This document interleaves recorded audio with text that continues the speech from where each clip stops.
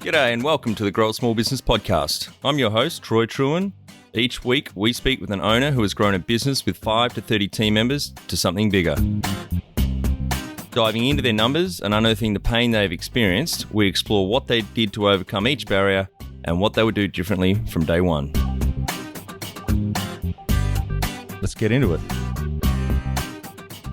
Well, Corey, great to meet you, and looking forward to this conversation because it is a topic area that our listeners always show a lot of interest in, particularly when it comes to people who are looking to grow their business.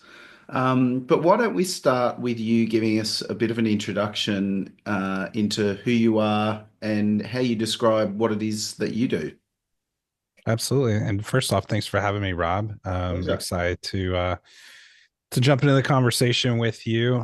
My name is Corey Morris, and I've got a few things going, but started my career in digital marketing with websites and things long before we were in open source everything, and way before the letters AI started dominating our world. But worked my way through agency leadership roles, digital marketing roles, and eventually got to a point where I now own the digital agency that I had worked for. So I went from employee to owner a few years ago, which is a story of its own and that I'm proud of. But Absolutely. yeah, Congratulations on that too. It's Thank you. I think it's a great way to get into business ownership. But again, that's a side story.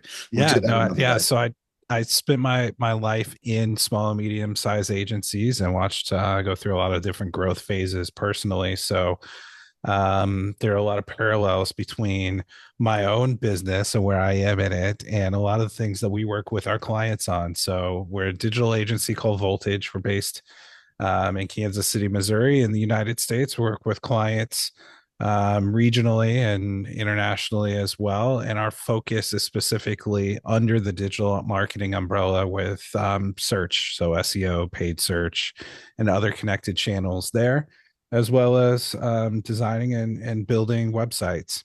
So that's Voltage. But what's exciting as well is I recently wrote my first book, Digital Marketing Success Plan. So I've got resources for that and the process there. And I know we'll get to unpack some of that today. Yeah. So look, before we unpack that in too much detail, just tell me a little bit more about, who do you see as your target customer, and what is it that brings them to you? When are they sort of finally triggered to go, right, today's the day I'm talking to Corey because I'm really feeling some pain about whatever it is? Yeah, that's been something that we've processed through and worked through and narrowed down a lot over the last few years. We were a full service agency. We were doing everything from branding to creative, digital marketing and traditional things as well. And it got to a point where we realized it was hard to be a generalist and master of all things or not master, right? And not doing it as well as we wanted to. So as we narrowed our focus, we narrowed just into those service offerings that I mentioned a moment ago with search and web, where we feel like we're best at them.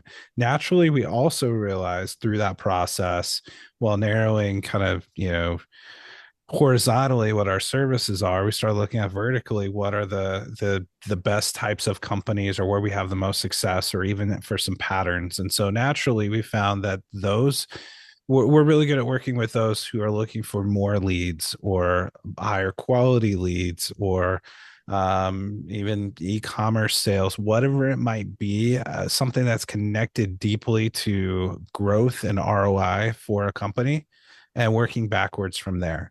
Search isn't always the right channel. And what we had to do is get disciplined at not saying, okay, well, you have a bag of money and you want to do SEO. Okay, yes, let's go. Well, yes, we do those things, right?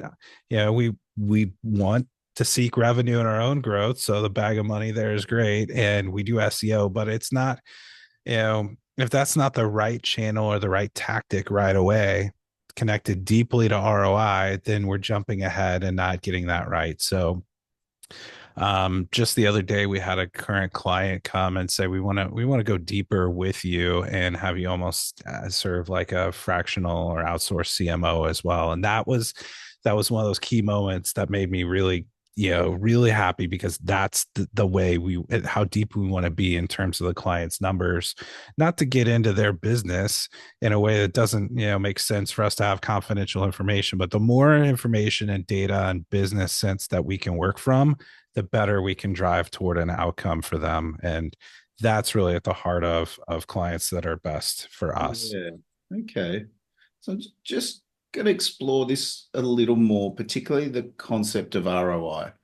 And um, look, I guess from my very sort of lay experience around digital marketing, I do see my clients get a great ROI on just optimizing their ability to be found in, all the big search engines. Is that why you've narrowed to search and websites? Because you find that it often does return a good ROI for people spending money in this area? Absolutely. We don't write off things like social media and things, and other tactics like programmatic or email marketing.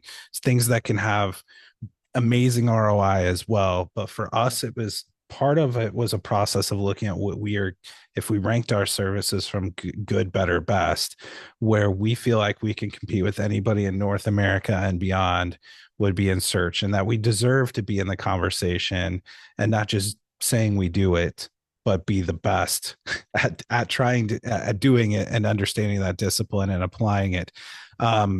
ROI, we're always looking at building the funnel or the customer journey and understanding, from an attribution perspective of how much does that social media touch point add value or contribute to moving someone through their customer journey, or all those channels working together, or lifetime value, and how does it really impact the business. And so many different things, from whether it's Google Analytics or other analytics tracking things, or the metrics that you get from any of those channels. How do they work together? How do they blend together?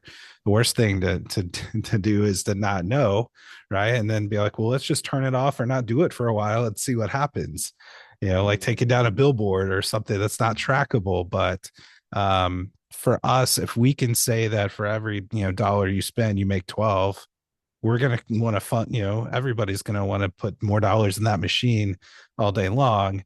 And being closer to that conversion into the sales process, or a direct, transaction online, is a fun place for us to be. Yeah, fantastic. And is there a particular subset of client where the ROI on search is particularly high? So, I mean, you've mentioned, yeah, look, some businesses are going to get great ROI on email marketing or social media advertising, or whatever their tactic is. But are there, I mean, do you look at a particular group of clients and go, you guys should all double down on search because that's where you're going to get the best return?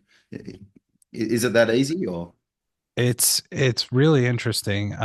We and I love this question. And so hopefully I don't overcomplicate my answer here, but it depends. That's the cheap way out for me to answer your question. But it really depends on the industry. And I would rather sell myself out of a deal and say that's not the right thing for you or for us, right now, if I have that holistic view of their business.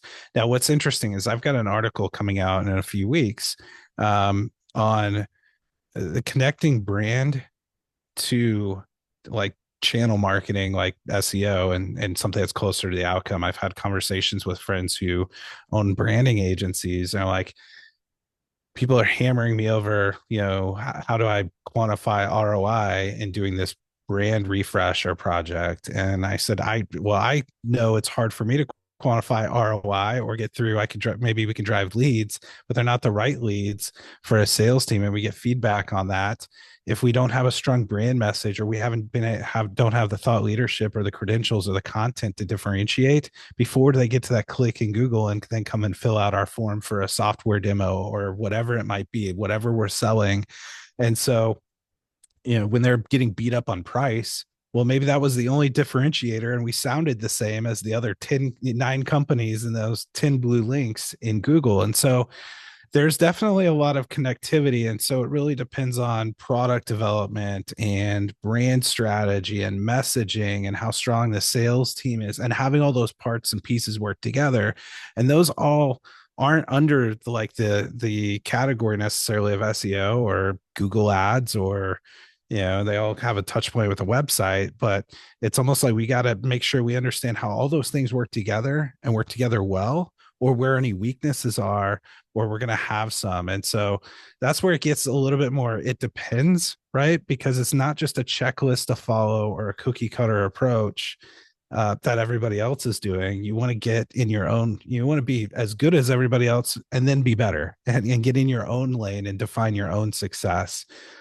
So, whether that is a B2B, professional service company like an architect or an analytics firm or an economic advisory firm that we work with, to healthcare or anything else, whatever that end goal is, and be able to define what that success is and create your own path is probably most important when it comes to answering that question.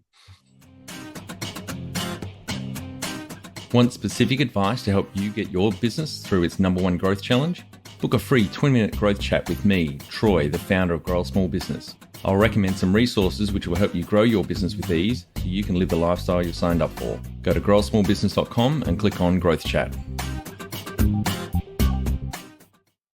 It was a complicated answer, but I can see why it needed to be a complicated answer. There's obviously a lot to it, and it's very contextual on the business and the industry as to how you're going to get that return on your search. So yeah, I think I see where you're coming from. So tell me, when a customer comes to work with you, what's the typical process you take them through? And this can totally be a shameless plug for your book if that summarizes it well. But tell me, like, how do you help your clients? Yeah. So first off, there are probably 7 or 8 different pain points that I've identified over the years of, like, when someone comes to me, they're either burnout, skeptical of a marketing agency, or of whether Google is a channel that works for them or not, based on past experiences, or getting comfortable with looking at marketing as something, as an investment that has an expectation of return on investment versus an expense, and or what level of patience. And there's a number of others, but it's, for us, what I realized is there's a lack of transparency. There's a lack of being clear and open with what agency processes it are. And as agencies, we're really good at branding and productizing our own things. And so then to make it sound different, but there's a lot of commonalities behind what we do and why, but understanding what you're buying and getting out of it is important for us. So I wrote the digital marketing success plan. That's essentially our flagship offering. And that's the 2 to 3 month process we go through with any new client, either the full process or a more abbreviated one, depending on where they want to start and how narrow or broad, putting everything on the table that they are willing to let us do. And that's where we work through 5 steps, from strategy, being the first one. And the process is an acronym. It's START. So strategy is how we kick it off. And that's making sure we're on the same page. But we've learned that even companies who have been around for 20, 30 years, in some cases, have people around the table who are using the same terminology, but have different definitions of it, and of what understanding what ROI is, or what, a quality lead is, and what the criteria is. One of those conversations just happened downstairs in my office. I overheard it the other day, and difference between sales and marketing and C-suite and how they look at things. So getting on the same page, being able to articulate what the ultimate goal is, and what what ROI is, and what a success looks like before we get into tactics. So T is for tactics.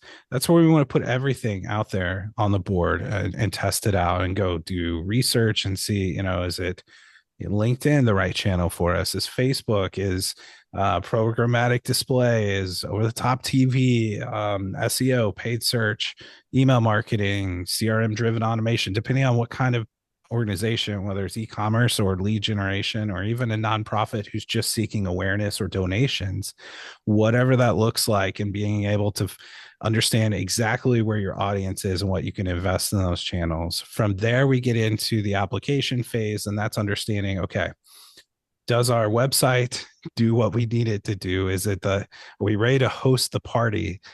Do we have all the assets we need from for our email, for any display ads and whatnot? So we don't get to the end of the planning process and we're like, oh crap, we have to go spend 3 months go to create new assets. The R is for review, and that is making sure that we have all of our measurement systems in place. Out of the box, Google Analytics or even third-party dashboarding tools and business intelligence tools don't know much about us, and we have to get them configured properly.